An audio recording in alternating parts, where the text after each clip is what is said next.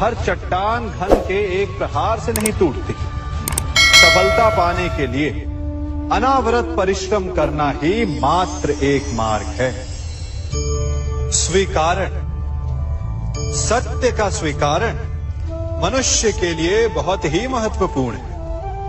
जब तक मनुष्य सत्य को स्वीकार नहीं करता, उसे असत्य से लड़ने की शक्ति प्राप्त नहीं होती। जब आप भोजन करते हैं तो क्या होता है?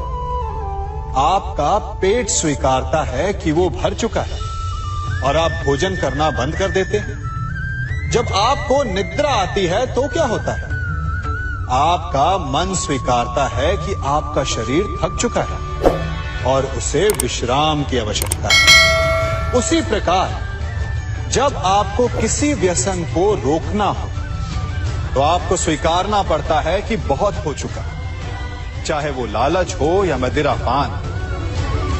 उस व्यसन का त्यागना तभी प्रारंभ होता है जब आप ये स्वीकार कर लेते हैं कि आप उस व्यसन के बंधन। संसार का सबसे बड़ा पाप क्या है? असत्य बोलना, हत्या कर देना, चोरी करना या किसी का अपमान करना।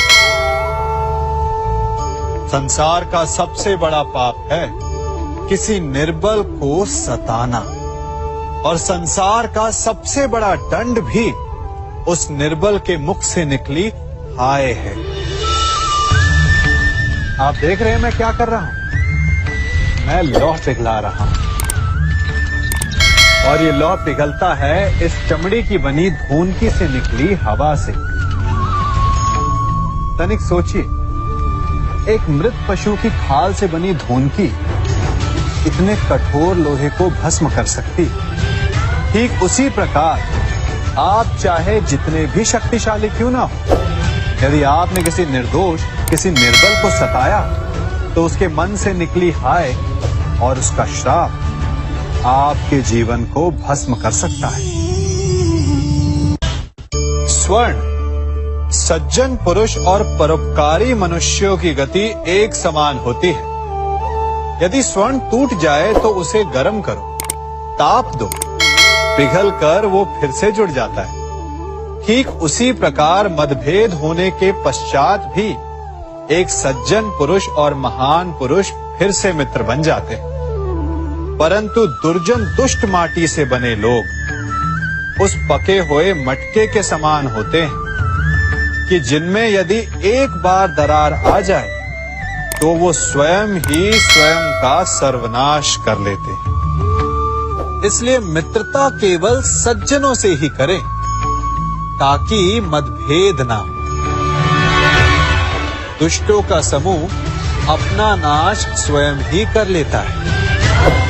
यदि कोयले की खान में जाओ तो चाहे जितनी भी सावधानी बरतो, अपने वस्त्रों पर कालिख लग ही जाती है। इसलिए दुष्ट मित्रों से सावधान। सज्जन शत्रु प्रत्येक परिस्थिति में श्रेष्ठ है।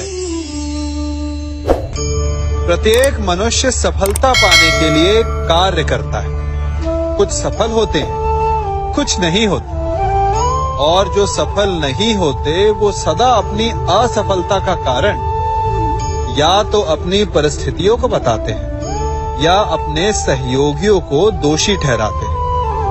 परंतु क्या वास्तविकता में ऐसा ही होता है? क्या कोई परिस्थिति या कोई व्यक्ति किसी की असफलता का कारण बन सकते हैं? उत्तर हां भी है और ना भी।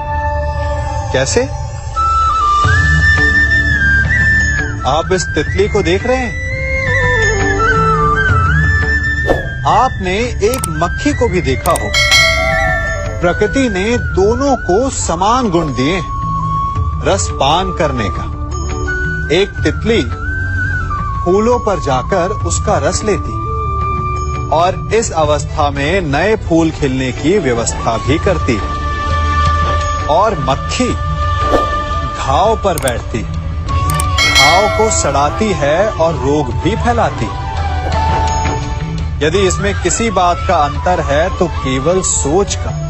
यदि आप उचित मार्ग चुनेंगे तो आपको सफलता मिलेगी, आप में उत्साह बढ़ेगा। और यदि आप अनुचित मार्ग चुनेंगे तो आपको असफलता मिलेगी, निराशा मिलेगी। अब उचित मार्ग चुनना है या अनुचित मार्ग, ये निर्णय तो आप पर निर्भर करता है।